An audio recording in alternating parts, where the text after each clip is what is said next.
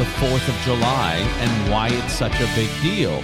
And it's not because it's America's birthday. It's because this business person thinks of it as halftime of a game. Absolutely. You know, you're 1 year, we are halfway through the business year, right? That's right. And are we hitting our goals?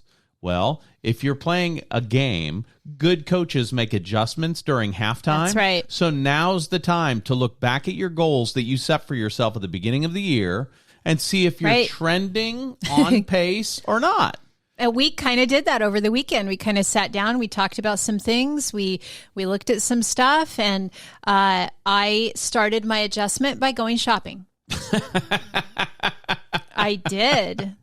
Because you wanted to up your look, up your game, maybe? I needed a refresh. Okay. And for me, getting a few new items of clothing, shoes, whatever, it makes me feel like, okay, I'm a little revitalized. I didn't just shop, but like we went on the paddle boards, we got outside in nature, we spent time with family, like all of those things kind of went together to kind of make me feel like, all right, I'm ready to reset for the second half. Let's go. And it's important. And let me just say, we haven't hit our goals for the first half. So we do need to ramp it up. So we do have to have a refocus. So this is a great tip for anybody who's at that point where you've got to refocus, you've got to shift it up a little bit, kick it into gear.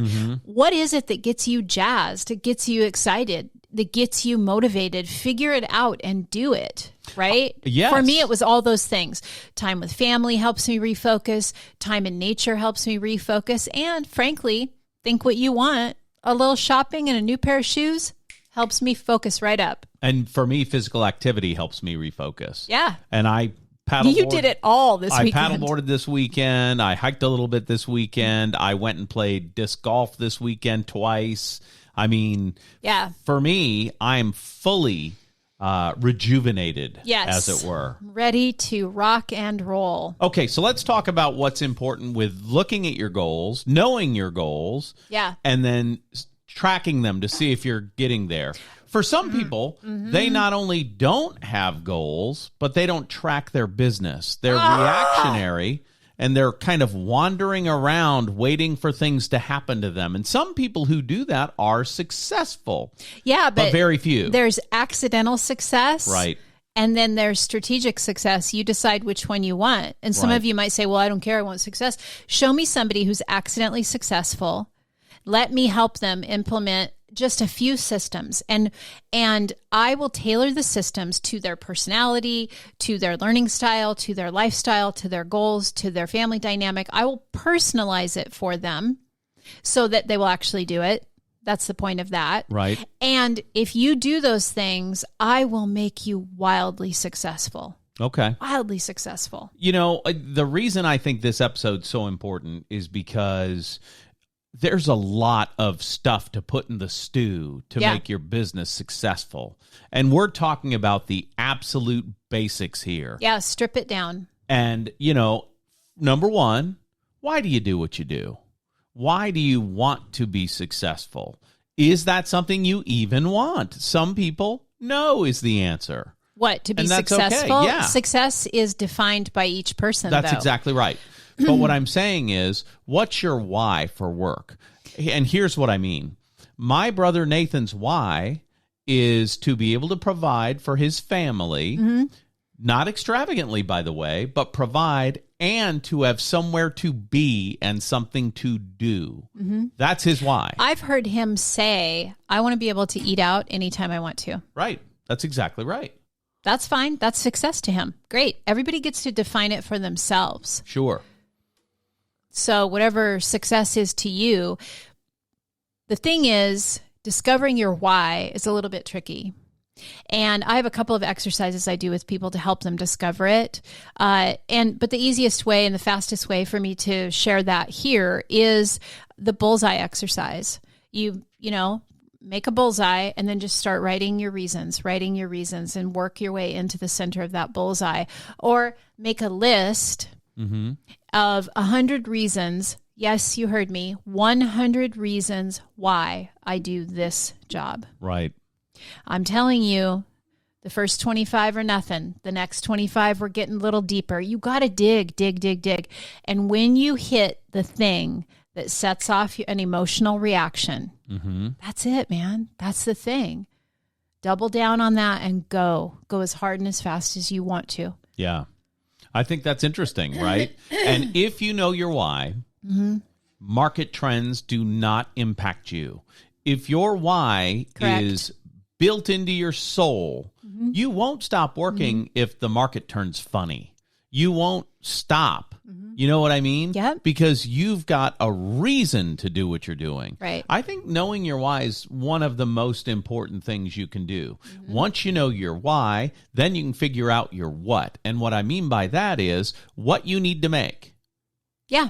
If you know your why, you can know your what. And if you know your what, you can set goals. And if you set your goals, you can track your goals. So I heard a story recently. This guy was talking, it wasn't a story, it's a comedian. And he was talking to this audience. And he said to one of the audience members, you're a choral director? And the guy says, yes. He goes, sing me a little bit of Amazing Grace. So the guy sings Amazing Grace. And it was okay. Very buttoned up, Amazing Grace. Very like he's in front of the choir. Very formal, yes. And then the comedian said, all right, now I want you to sing me Amazing Grace like your uncle just got out of jail. You got shot in the back when you were a kid and survived it. You know what I'm talking about. You just went to the cookout. These are his words, not mine. Sing Amazing Grace like that. And the man in the audience sang Amazing Grace. The rendition was 100% different. It was soul-filled. Jazzy. It was passionate. Yes. It was emotional. Yes. And the comedian said the point of the whole thing was the first time I asked him, he knew what to do. And the second time, he knew why he was doing it. Right. And that's the power of why. That's exactly right. So if you know your why, you can get there. Now you can plan for your what. Sure. And you can get there it's together. The how, really. Right. I know the why, now the how. Right. How am I going to do it? And if you don't know how to do this whole process, lucky for you, if you're listening to this, I'm a professional coach and I can help you do it. And we can do it in 1 hour. I'm telling you now, I can set you up for success in your business in 1 hour. Yeah. I love working myself out of a job. I don't like to work with people long term. I'm just going to be honest. Like, I know some coaches who love to keep people on the line year after year because it's consistent income for them. Dude, no. I want to, sorry. I want to make an impact. Yeah, no. Yeah, no. I want to make an impact as a coach. Listen to me. The reason I work fast, the reason I get fast results is I want to make an impact. Right. Get you results and then get out. Right. And if you get stuck again, come back again. But I don't want you on the hook paying me week after week, month after month. I just don't want to do, it's not who I am. It's not how I work. Right. And then that turns into your full-time job. Not Sherwood Austin Homes. Coaching somebody long-term turns into a full-time job. Yeah. So let's get in and get out. Yeah, it's kind of like when you go to a seminar or you go to a workshop or you go to a thing. That's like coaching with me. I'm going to go for this period of time and then I'm out and implement everything that I taught you and run with it until you get stuck or you hit that roadblock again and then come back. Okay. So I was thinking about what got me so excited about this. And I remember the first time I saw the movie Wolf of Wall Street and how that conversation got me super excited. Well, this weekend, I watched an episode of Power. And that's it. For those who don't know, that's a show about drug dealers that's on Stars. And I got to tell you, the language around why they want to be back in the game. Tell me about it. Was super exciting. Tell me about it. Well, I don't want to be broke. I don't want to live this way and know that I don't have any possibilities. I want to do this. Let's do this. Let's get back in the game. Well, you know what? Yeah. It's time to get back in the game. For sure. It's time to get back in the game. Let's go. And that goes for whatever your business is. You know, I've joked for years as a former broadcaster that we should stop giving prison sentences to drug dealers and start giving small business loans to drug dealers. Sure. Because those are some entrepreneurial people. Yes. They know how to make money out of nothing. Yeah. You know what I mean? Yeah. So I love those kinds of shows. Yeah. Those kinds of shows and some gangsta rap music get me hyped. I don't know why. I don't know why. Right. I don't either. But whatever, again, back to whatever works for you is what you got to do. Right. Yep. So we haven't talked a lot about our 3 points in a while. Okay. Right. So do you have any restaurant reviews that no one asked to hear?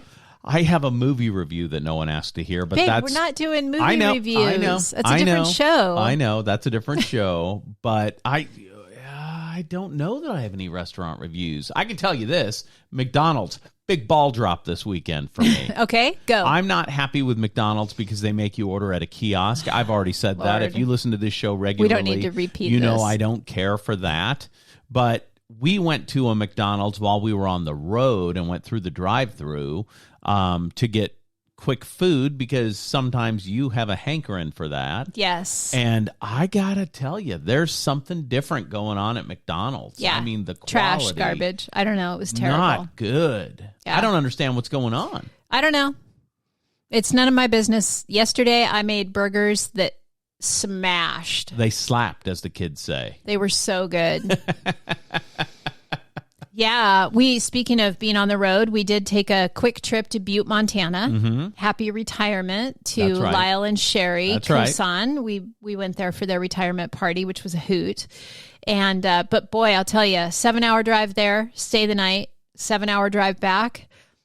I don't sit still very well, but we did have great conversations. So we did. That's the thing. And it's gorgeous. Yeah. The drive. Yeah. Yeah. And the only part of the drive that's super treacherous seeming is that stretch going out of Idaho into Montana. That pass right there seems a little crazy, a little treacherous to me. Mm-hmm. But that's because I grew up in Louisiana where it's flat all the time. The only elevated roadways are literally bridges over the swamp. Yeah. You know what I mean? So we don't really have a good restaurant review that no one asked for because frankly, we haven't eaten out a lot because I'm cooking at home because who the hell can afford to eat out anymore? By the way, Costco, I'm on to you. The sleeve of grass-fed burger patties that we buy. Shrinkflation. As soon as I looked at it, I thought, shrinkflation has hit them. Used to be 18, now it's 15. Right, but it's still $15.99 for the sleeve. So I know people are really feeling that pinch. And so, we're just not really eating out that much because unless it's, that kind of thing. It was late at night. I can get the $5 deal, whatever, Sure. But yeah, so I don't have a lot of restaurant reviews for anybody. Sorry. Okay. Retail sales. Mm-hmm. Yeah. It's, dead. What else do you want to know? What do you mean it's dead? Well, it's not dead. You put a lot of money back in the economy yesterday. I did put a little bit of money back in the economy, but I didn't have any help. Oh, right. Yeah. Macy's, no real help at all. No help. I will say not no real help. No help. I was at Macy's for 2 hours shopping hard, my friends, shopping hard. Broke a sweat. I wish I was lying, but I'm not. No, not any help at all. Just somebody rang me up at the register. That's all. And I had to wait in line. And it kind of sucked.